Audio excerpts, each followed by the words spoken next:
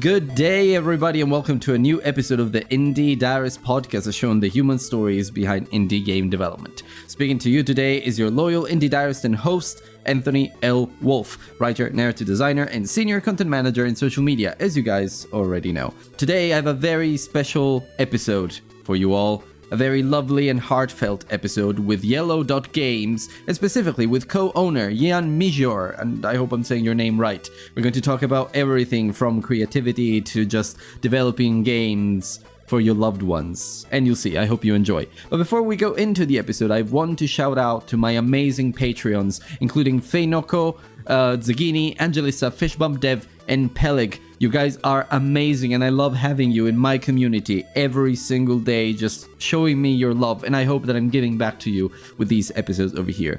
If you do want to support the show, you can go to patreon.com/theindiediarist or theindiediarist.com, where you can also find links to the rest of the community, including my Discord server, threads, and Twitter pages. But without further ado, let's go straight into this episode with Indie Diary number 28, Yellow.Games.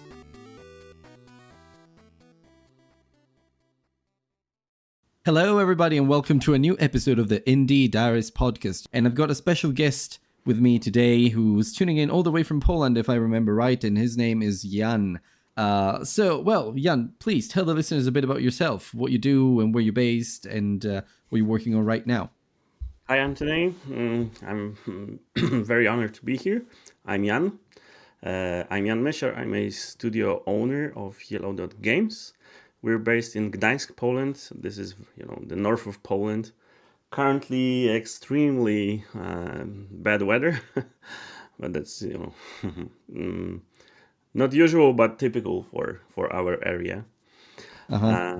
So we are a four-person studio, and we are currently working on Let's Cook Together 2. Let's Cook Together 2. This is the game that we are working on right now. Perfect. And so we will get more into the games that you guys are working on and the kind of story of your studio a bit later on. But first, there's something that I'd like to ask to pretty much every guest who comes on the show, just to break the ice a little bit, which is if you could step into any game's world for one day, which one would it be and why? That's a tricky one. Yeah, I thought you were going to ask me about, what my favorite game or something like that. Yeah, well, usually I do, but I changed this question just recently because I wanted to make things a bit more interesting. So yeah, what's usually when I ask these questions, usually the right answer is the first one that comes to mind. So what world would you like to be in? I think I want to say Mario. Right, yeah.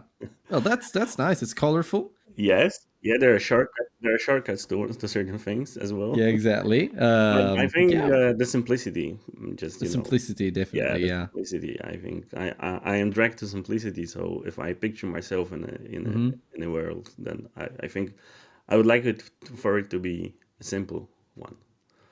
We'll go back to that concept of simplicity because I do have a feeling that it is woven into everything that you guys do. But we'll get into that.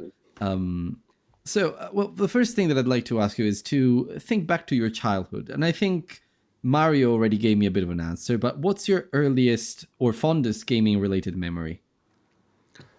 The first thing that you can remember. The first thing that I can remember, I think, is the Commodore game. I don't know the exact name of the game, but there was a game where you used to surf on a surfboard. And this is one of the... This was at my cousin's house. We didn't have the Commodore yet at that point, but then one of the keener memories that I have is playing Settlers. Split screen with my friend. And there is an anecdote because this was back in the day where things like saving, especially in terms of split screen play, it was difficult. Yeah. So we were playing this Settlers game. I was playing on joystick, if you can imagine that, because he was back in the day. Yeah. He was playing using the mouse, and I was playing using the joystick. That was the only setup that we could get. And about 2 hours in, we are very invested, and then suddenly something, the screen goes blank, and it turns out that my friend, he had his leg on crossed, and he hit Oh reset no. button on the PC with his leg. And this Oh was, yeah. wow, yeah, that's an interesting memory you got there. Yeah. Oh, beautiful. Yeah, the days of split screen, and of course the listeners won't know this yet. But Yellow Dot Games, you guys do a lot of co-op games, and Yeah. I suppose that's where that comes from. Like it's you loved that split screen days, or just playing Yeah, I in the cat on the couch with your friends and such. yeah, And I do. I what do. actual games do you remember playing growing up apart from Settlers? Do you think what kind of cooperative games or just single player games? What do you think they had an influence on your work? Back in the days, well, in terms of childhood, I don't think there were that many co-op games Yeah. compared to nowadays. And also the co-op was kind of, or co-op or split screen was always kind of second rate Oh hero in the yeah. game. So and it's true still for now, for many games, that the designers think about the single player or online multiplayer first, and then sometimes they add some sort of co-op, just Mhm. as an addition. We want to That's kind of the mission of our studio. Is one of the missions is to reverse this kind of thinking. Mhm. So what we do with our games is think co-op first, Mhm. and this Okay. creates well, kind of a new genre. I would say it's Mhm. not brand new, because there are games which are designed for co-op specifically, and like A Way Out, for instance. Yeah. Of course, A So Way so Out and It Takes Two as well, which I played just it takes recently. two, yeah, yeah. So these are games designed with generally the split screen or some kind of shared screen experience Mhm. in mind. But back to the question, in terms of childhood, yeah, Settlers. This was very fun, but I actually played a lot of single player games. Mhm. I would say, and then at some point, I wanted to expand. I would say I wanted to share my fun of gaming with someone special to me, which is my wife. Oh, Yeah, okay. and she wasn't a gamer, Mhm. and this is tricky. So if you have someone in your life who is not a gamer and you want to introduce them into gaming, Yeah. there is a there is there's this pressure of you want them to like to at least have fun Yeah, spending exactly. spending time with you gaming, and it's very tricky to choose the first title for them to Of play, course. Yeah. because How long have you known your wife, by the way? Because it sounds like this kind of thing started pretty early. You wanted to yeah, share your passion of gaming with someone. Yeah. this is a very in time question, because in 2 days I'm gonna be living longer with my wife than separate. Oh wow. Yeah. Okay. So we met when I was 18, and now I'm Oh, okay. yeah. So Wow. All right. Yeah. 67. So yeah. So that's exactly Sunday in 2 days. Well, So, congratulations. Yeah, so yeah. that's a big milestone. Yeah. But yeah. So you were saying that what was that first title that you guys played together, and So how did it I feel did like? the I think I did all the wrong things that you can do. So I try to introduce her to the games that I like. So Yeah. Diablo, for instance, Diablo 2, Uh huh. some strategy games, this is a very bad idea to introduce people who are not gamers to strategy games, because there is Yeah, just I would so say much that. going Yeah. on around the screen. So it's insane. So, and this experience kind of sparkled the idea behind our studio, especially with the Let's Cook Together one, Hmm. and well, and the series, because now we are working on Let's Cook Together too. was to make the game that's just perfect for this kind of experience. uh, and and I'm happy to say that it succeeded. I have spent a lot of time playing this game and other games which are similar, but this game in particular with my wife. Hmm. And I think what I'm proud of is that I didn't get bored, because when you're developing a game, usually you're just testing it so much that you get bored with the Hmm. gameplay. But with our games, it's all about simplicity, but at the same time the experience is mostly shaped by the people you played with, Hmm. because it's all about communicating like all the time. It's not about what the game provides. It's Hmm. just the game provides kind of a framework for you to interact with Hmm. with Yeah, other people. of course. And well, at this point, I'm curious. Then, when did you realize that you wanted to become a game developer and actually, instead of playing those things, creating them for others? Hmm Was there uh, like some sort of aha moment or something like that? for me, this was I used to work at my parents' company, which is a book publishing house. Hmm. And we had this department for multimedia, and I was working there for I think 6 or 7 years as a user experience designer, Hmm. and then project manager. And then at some point I got depressed. I'm not going to go into detail about how Of course. how that happened. But for me, when I'm down, and I mean down for a longer period of time, the thing to get me back up is to learn a new skill. And for me, this time around, this was just programming.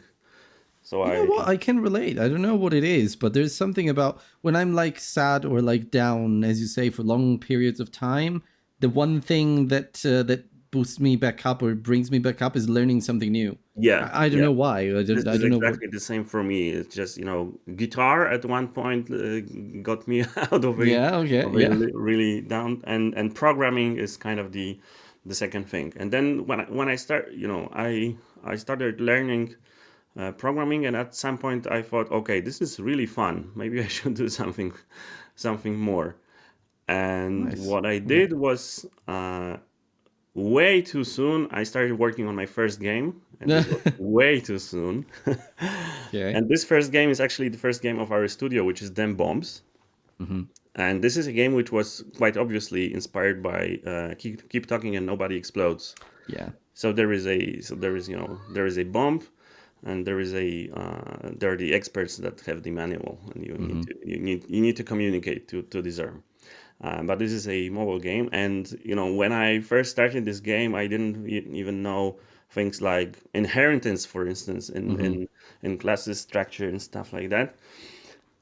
But nevertheless, this game has now over 2 million downloads, and 4.7 something review score out of 100,000 reviews. So it's just, That's really good. yeah, Yeah. yeah, it is, and I'm very proud. People are still playing it. We have lots of downloads still with this game. But if you looked into the code, when I look into the code today, if I need to fix something, Mhm. I'm very very stressed and Yeah. repelled by Oh well, I guess how it happens. Yeah, it yes, happens to a lot of people, doesn't it? Like yes, it does. when you go back to your code after a number of years, then it Yeah, looks like crap. It looks like yeah, absolute rubbish. it's absolute rubbish. Yeah. Yeah. But and this I guess leads me to my next question, which is how did you become a game developer? Like, did you learn by yourself? Did you take any courses? What was the process like and For journey? me, it was mostly by myself. I did some first, raw C sharp courses online. Hmm. Then I started, I don't remember the exact name, but there was a course for Unity on Udemy. And Uh then huh. I Hmm. went through just this course. Uh, uh, and then immediately I started working on them bombs. And I can say, I can tell you today that this was way too soon. I should have, stayed a little bit more with some courses, and this would probably save me some headaches along the way. But yeah, that's how I started, and then I just I brought the idea up by the company to start a new division with the games the games division, and that's how it started. It's become my day job for like last 6 years, I think. Oh, that's great, and I think it's amazing the fact that today anyone who wants to get into games programming and game development, there's just so much available out there. Like Yeah. Udemy courses, I've taken a few of those myself, just Mm-hmm. as a hobby. I never quite made it like a career. I'm more of a writer Mm-hmm. personally. But yeah, I took those Udemy courses. There are a lot of tutorials on YouTube that you can follow, Yeah. regardless of the engine. Now that after everything that happened with Unity recently, Yeah. Yeah. Godot became huge, Scary. and so yes, very scary. And well, now John Ritchie Taylor is out, so yeah. But Yeah. Yeah. someone must have given him the boot, and I'm worried about that someone. Mm. We'll see. But yeah, Godot became super huge, and there are a lot of tutorials now about that one, and there are a lot of tutorials about Unity, Unreal. Anyone who wants to look into game development can do it today, which Yeah. is really amazing. The barrier is really, I think it's the lowest, Yeah. historically the lowest. I remember someone telling me at one point that there was a time when Unreal, the license, studio license for Unreal cost $1 million, which was this back in the early days. Yeah, well, of course. And yeah, and if you kind of compare it to what we can do now with the tools that are offered for free, Exactly, yeah. and it's amazing. But it also increases competition by a lot, That is true. by Yeah, a lot, that's very true. which makes it difficult. And right now, I think the game dev industry is facing some sort of recession, I would say, with a lot of Recession, burnout, some overwhelm as well. Like yeah, there are just so many games coming out. yeah, I think that we're seeing a problem across a few different places, I guess. So there's like 6,000 indie games coming out on Steam every year. So yeah, that's the yeah. competition that you're fighting against. But also, it's only one platform. It's Steam. There are a lot of other platforms where indies also get published. So and I haven't really looked into the data for that. But also AAAs now take longer than ever to develop. There's like 5 years, whereas before it was like 1 to 2 years, 2 to 3 years to develop a AAA game.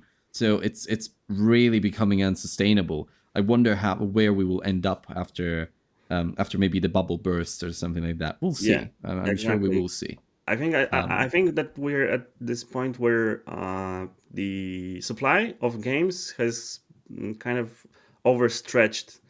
So people, as you know, because of course the gaming industry is huge and it's growing, and it's many years ago it surpassed the TV industry or movies industry in terms of turnover. But I think the demand for games is not it's not rising within the same kind of dynamics that the supply, and the supply is rising because of the new tools and the availability of everything. It's great for innovation. It's great for people who just want to do small projects, and then from time to time we have this very very nice stories about someone actually making it and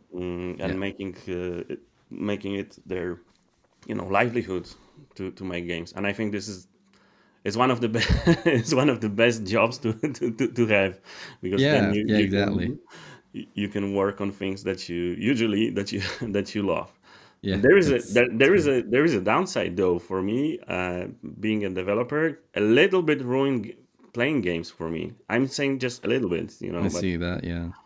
Well, writing kind of ruined reading for oh me, I yeah, guess. So yeah, I I guess think it's the that's same. It's the at same. one point when you become a professional in the kind of hobby or thing that you love, then you start looking at it a bit more analytically, Yeah, and then it becomes harder to just enjoy things at face just to value get as they just come. to get immersed, it Yeah. gets harder and harder. Yeah, that's true. But I'd like to go back to something, at least something that you mentioned just in passing, which is that now you realize that the first game that you made was made a bit too soon, despite all the success that it had. So I'm wondering, what have you learned from that experience that has influenced your future work? In terms of the too soon, Yeah, I guess, why do you think it was too soon? well, it wasn't right, because in the end the game it is quite stable, and it's, people like it, and people still I play like the it a quite lot. stable.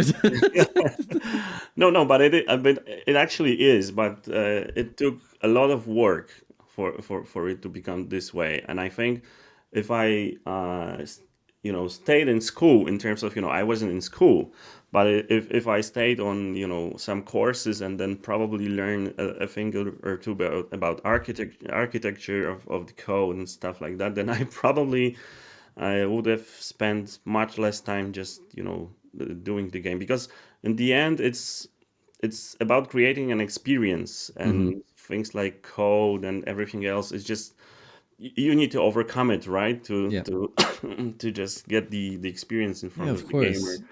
But and I think, yeah, uh, mm, if I stayed on the courses just a few months longer, then it's probably would have saved me a lot of time later down the Yeah, a road. lot of headaches, Yeah, definitely. yeah, The code is just the technology to build the experience, isn't it? yeah, But yeah, yeah, it's about learning it first, yeah.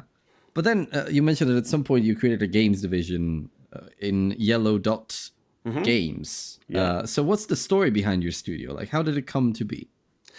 Well, that's, we I did them bombs. At some point, Hmm. I wanted to. I thought, okay, I need a graphics designer because I'm, That would help, yeah. I do everything in the studio apart Hmm. from graphics, I would say. Yeah. Everything else I do. So sound and project management, game design and stuff like that. Graphics is not my kind of, not my thing. So I needed a graphics designer to help out. And then I thought, okay, maybe it's something that our company, I'm the owner of the parent company as well. So maybe it's something that our company can do as well. Uh, and yeah, and we just, founded the studio. But for most part, the studio was just me and the graphic Hmm. designer, and then at some point someone who managed the publishing process, and then some marketing. So 2.5 person Yeah. at most. Well, it looks like it's working, and actually, I think you guys actually you have it as a mission on your website. The fact that you're developing cooperative experiences for people to enjoy together. Yeah. So, of course, I know what's special about these experiences to you now. hmm Would you say that developing? I mean, I don't know if you still play a lot of games with your wife, but would you say that you're developing them for her as Yeah. well? Yeah, it's Yeah.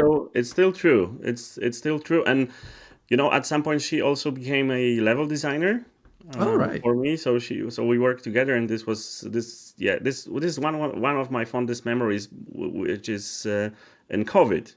Mm-hmm. When COVID started, we were working a lot from home, and we were working a lot at the same time, struggling with getting our kids through the process of remote education. But we were working side by side. I was scripting, and she was designing levels. And then we would in the evening we would just sit down and play the game, and we were and we liked it. We we, Mm-hmm. we couldn't put the gamepads down. And still, the Let's Cook Together too. It Mm-hmm. was still the decision was still that I want to make the game for Lucy, my wife. Oh, that is a very beautiful thing to Yeah, say and do. Yeah. we never had we tried many other games, really, like many other games, and nothing got us so much in as Let's Cook Together. And we sank, probably 100 hours into Let's Cook Together 1. It's actually quite a long game, so if you're just playing yourself with someone, you can play probably around 30 hours. Of course, our mileage is much longer because we were at the same time testing. Yeah, of course. And the game, well, it broke even, but never kind of skyrocketed in terms of revenues and stuff like that. But I said, okay, I don't care. I just I just want to make more of the same thing, and Let's Cook Together 2 is just much bigger and in every regard. But what I think makes our approach special is just thinking about the diversity of the players from the very start, from the whiteboard.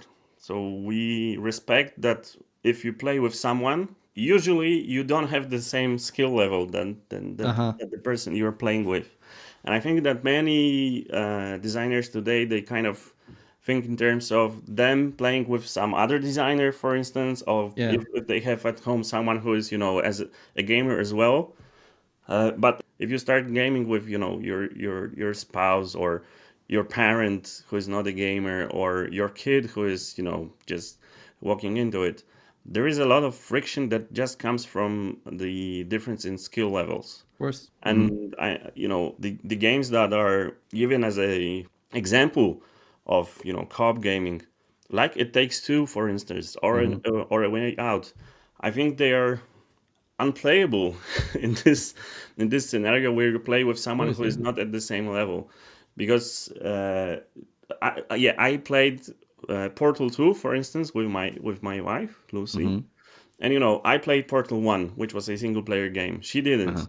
And then, as you can imagine, when we go into play co-op in Portal 2, which is a great game, but yeah, the co-op in Portal 2 is amazing, but of course, if you haven't played Portal 1, like your brain just doesn't make the right connections. Yeah, exactly. So I was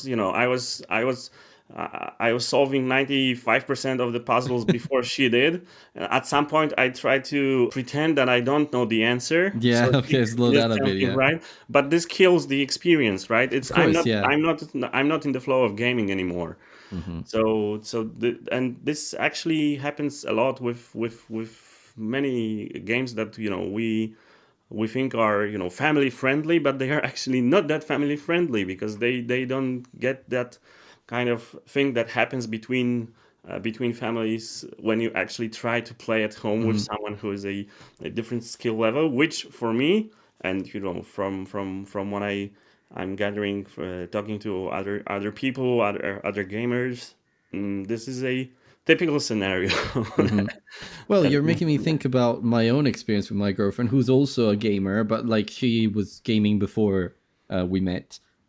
So, but she has a different skill level than I do in terms of games, because I play a lot more games than she does. She does play, like she loves playing RPGs, even complex games. Yeah. But like in some genres, I know she would struggle. And I remember when we were playing co-op together in some cases, maybe I would get to the solution first, or I would be faster at doing things, because like my brain works in a much faster way when I'm actually playing. In some games, so it's not, it doesn't really, the same friction doesn't really happen if you're just playing with someone who is new to gaming. Yeah, you can be playing with an experienced gamer, but if they have been playing, for instance, an FPS game all the time, then they are not so used to solving puzzles of some different types. And that's true. And I think this is kind of a that the industry as a whole took somewhere along the way took a wrong turn. Yeah, and we're hoping to kind of create a game that will show that it can be done differently. The thing that we're talking about, the friction that comes from this diversity of gamers when they are gaming together, it is a little bit better in games like Overcooked or Unrailed, Lovers in Dangerous Spacetime. It's much better. These are I call them time management game or logistics management games, and these are much better, of course. But the thing that bothers me when I played these games with my family is that they share a common design decision, is that the players share the same space, and everyone can perform each task.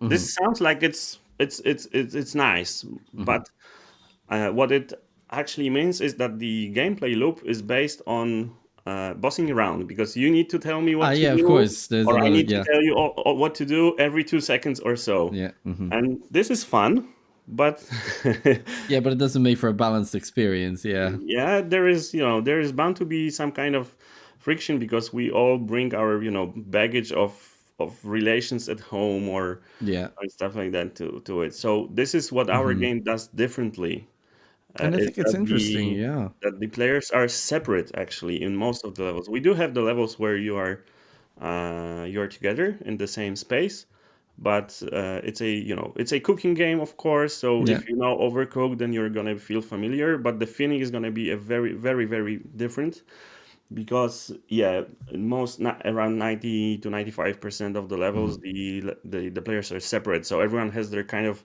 all own kitchen corner to manage, All and right. Okay.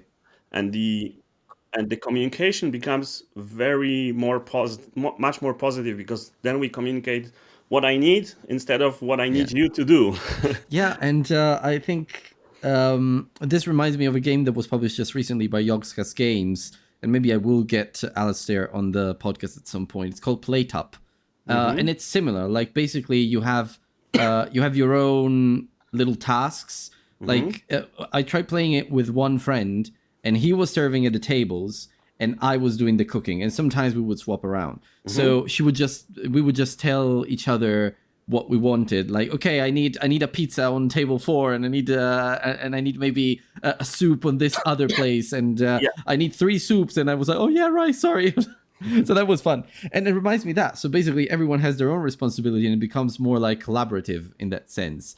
And yeah, actually, I wanted to get to this, like, let's cook together too. It's what you're working on right now, right? yeah. So just tell me a bit about the game, like what's your vision for the game, the kind of things that you're working on, and what makes it different from number 1. Uh, the things that make it different from number one is number one was for 2 players only. This one is for 3 and 4, and for single player as well. The whole franchise, if you can call it that, was actually inspired by mobile games.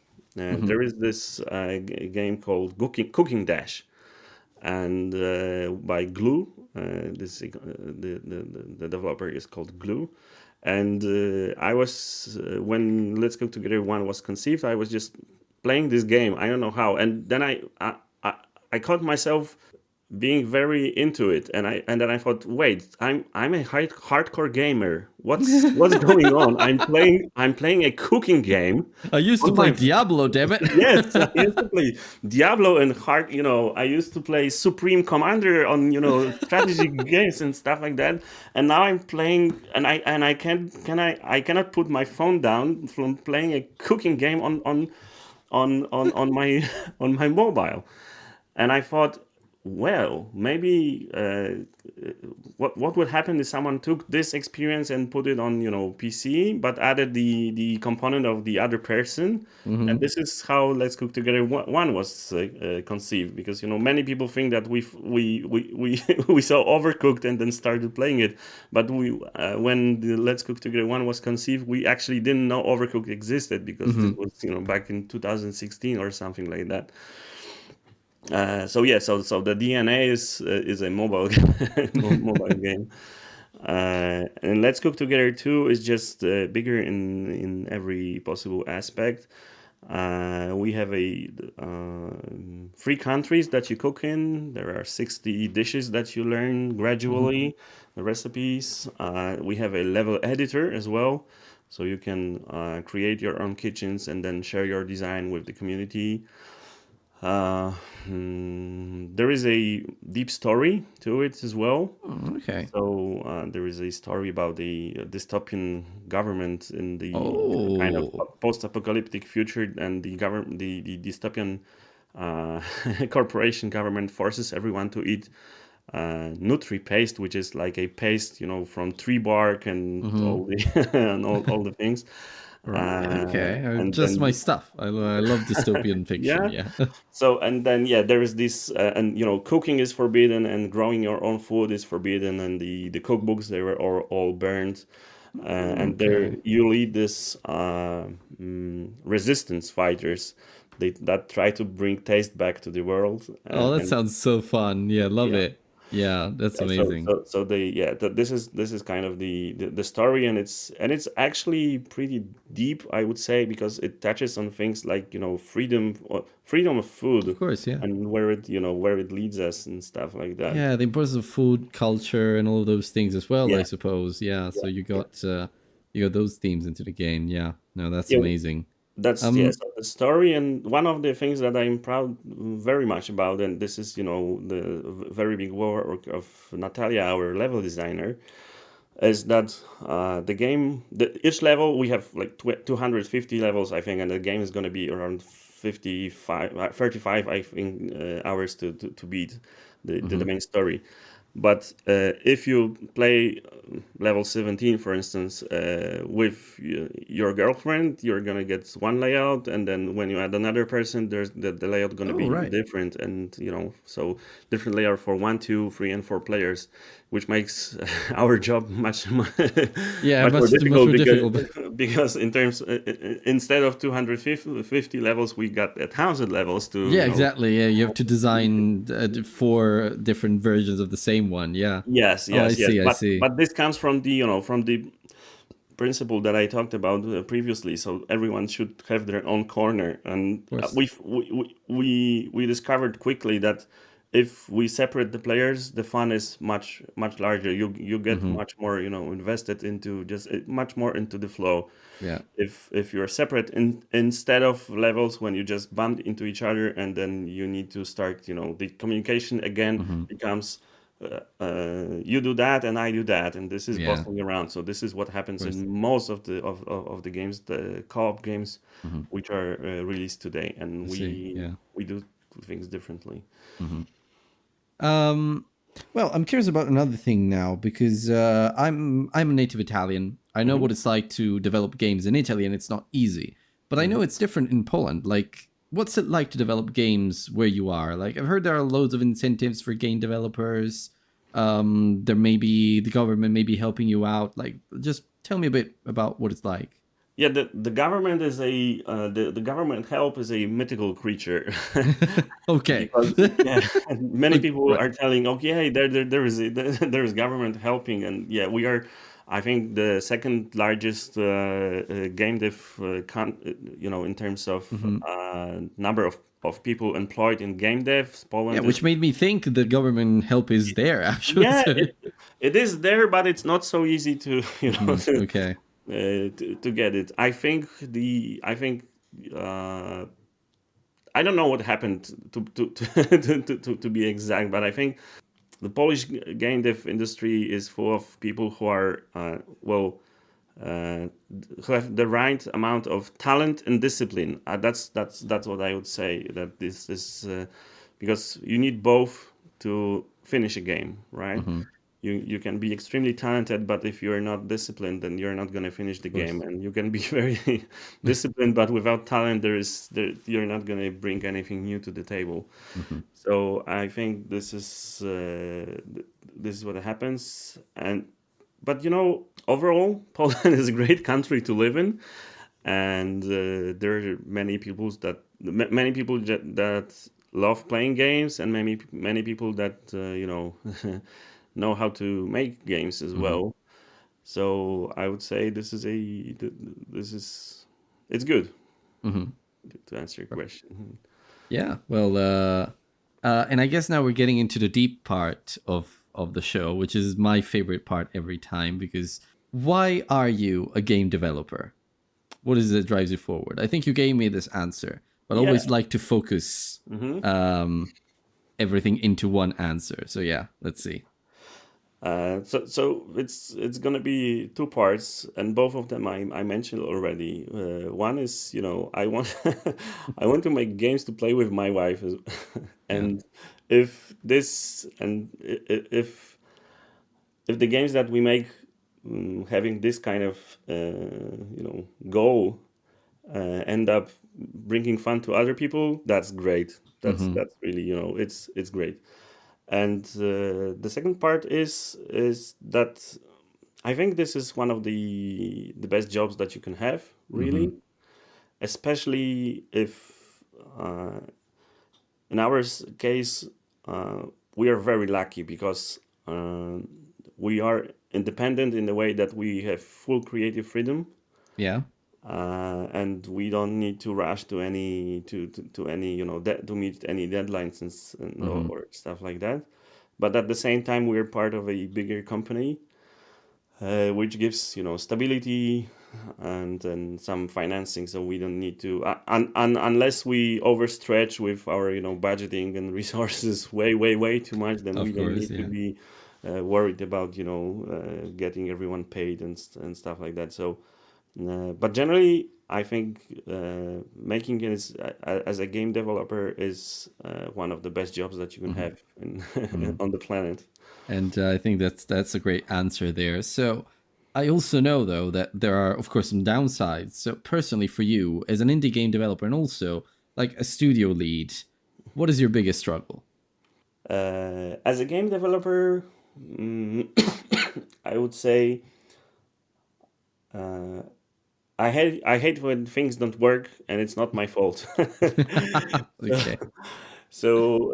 And this comes from for the last week I think I've been struggling with Unity not building something for a new Mm-hmm. new version of them bombs on Android, and I can't figure out what's wrong, and I'm going to these forums, and then I've spent a week working on it, and I have not moved an inch in terms of I have not given any added value. I have not created a new experience for my users.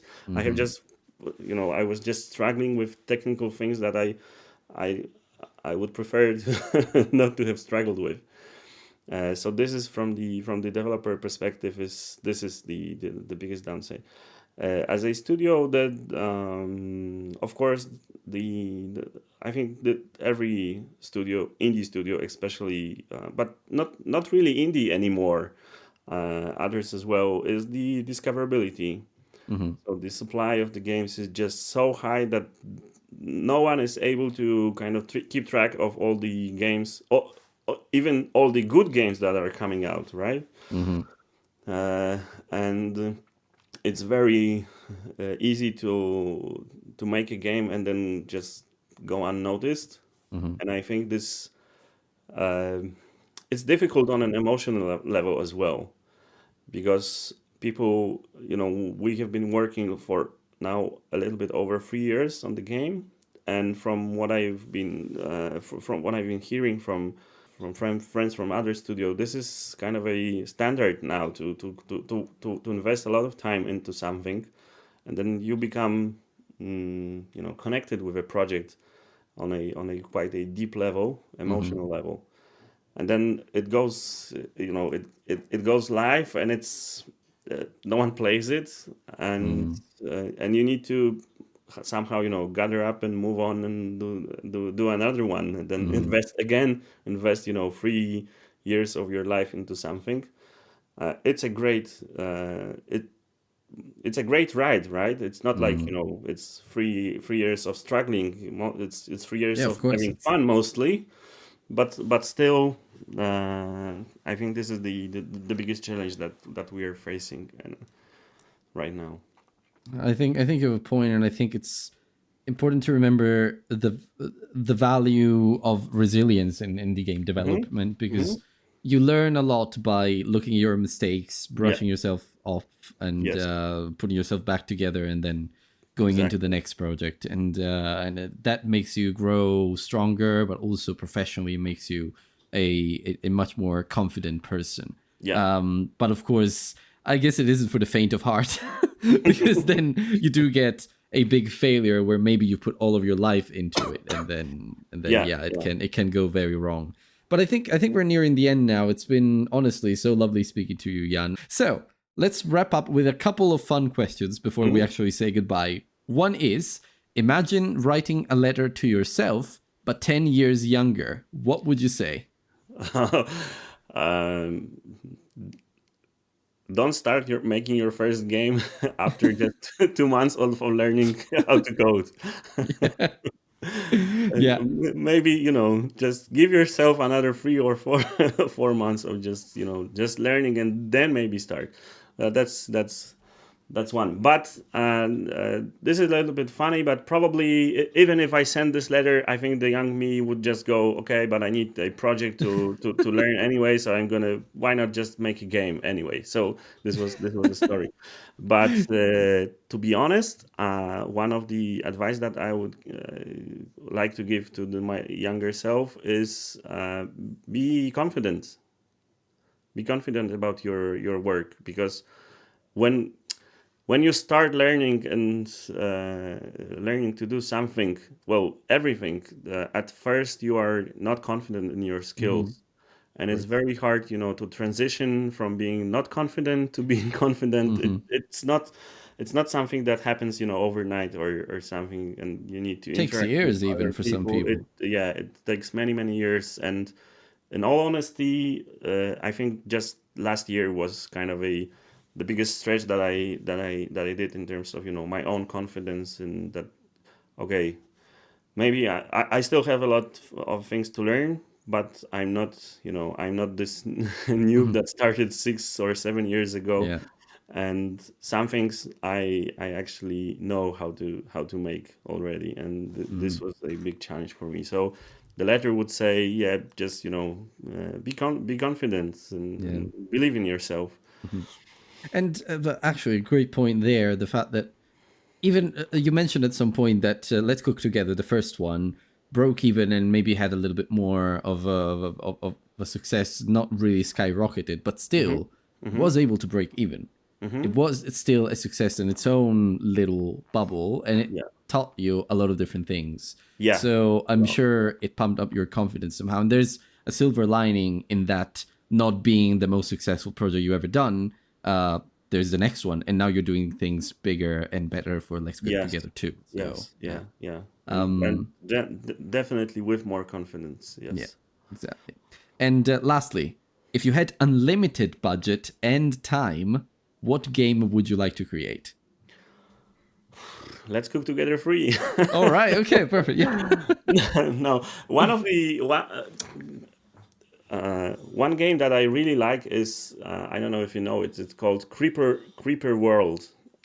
Creeper I don't World know it, but I'm 3. going to look it up right It, now. it's yeah, it's a game by quite an old game by Knuckle Crackers, and it's a strategy game, sort of a tower defense, but with this, yeah, you're defending from this creeper, which is like a goo that's just ever Mm-hmm. expanding goo, and then at some point you're not defending anymore, but you're pushing it back, and this is how you win. And I just Oh, I see. Uh huh. yeah, and I just I love that every level has this kind of dynamics, that at first you're just struggling to just defend your base, and then it expands and expands and expands, Mm-hmm. and it's mostly a base building sort of tower defense game, and I always wanted to do something similar. Mm-hmm. So because I don't know, Well, there is. this dynamic reminds me of another game which I love, and I think it came out this year. It's Terranil by I think it's published by Devolver Digital. It's spelled Terra, so Terra, and Yeah, yeah, then yeah, nil. Oh yeah, you know it. yeah, I The know it. Yeah, dynamic I is played pretty it. similar. So it's like at Yeah, first you struggle because you're trying to clean up the environment, but then yeah. you start taking it back, Yeah, and and it's I very like nice. that. It becomes becomes very nice. Yeah, Yeah. this is a great game. Yeah, but It's really great. Yeah, yeah, yeah. Well, but I wish you the unlimited time and budget to actually make this game then, because it yeah, sounds like you would have a lot of fun. But yeah, so yeah, really, it's been a pleasure speaking to you. same here. Before we say goodbye for real, where can other people find you? And if they do, what is the best way to support you? I would say look us up, the Yellow Games, and we are or on basically every social media possible. Hmm. Or there we also have a Discord server where you can hook up with us. And what we're looking for is just feedback and people playing. We are preparing for a open beta with Let's Hmm. Go Together, And yeah, we have a lot of feedback from people playing it on Gamescom, and now we have been in Poznan gaming arena, which is like Gamescom but around 4 or 5 times smaller, and it's in Poland, but still very very fun. And the feedback was great, but we need a large scale feedback Of course. as well. So just look us up at Yellow Dot Games and connect with us. Perfect. All right. Well, thanks again, Jan, for your time. It's been just amazing speaking to you. I think we had a lot of fun together. We talked about some interesting topics. And of course, I will put all of these links that you mentioned in the description of the episode. But yeah, thank you again, and wishing you the best of luck with Let's Cook Together too. Thank you, Tony. Thank you. And here we go. That's a wrap on another episode of the Indie Diaries podcast, and what a beautiful episode it was. Thank you so much, Jan, for being my guest for this one and for sharing your beautiful story with me. It's amazing. I think it's wholesome that you're developing games for someone you love, and that you're so passionate about doing that. I think your story really came through during our time together, and I wish you all the best, really. So please support Jan in any way you can. If you enjoyed this episode, of course, please subscribe to the show, leave a rating, 5 stars on any platform that you're listening to this on. It really helps. It pleases the gods of the algorithm and such. You can also join the Discord community or become a Patreon at patreon.com/theindiediarist. And of course, you can find links to my social media platforms and Discord server on theindiediarist.com, so I hope to see you there. Another big shout out to my amazing patrons for supporting me in this lovely adventure. And of course, if you're an indie game developer yourself, please get in touch, because I would love to hear from you, and my listeners would too. They're always hungry for amazing stories from the indie game development community. I'll speak to you next time.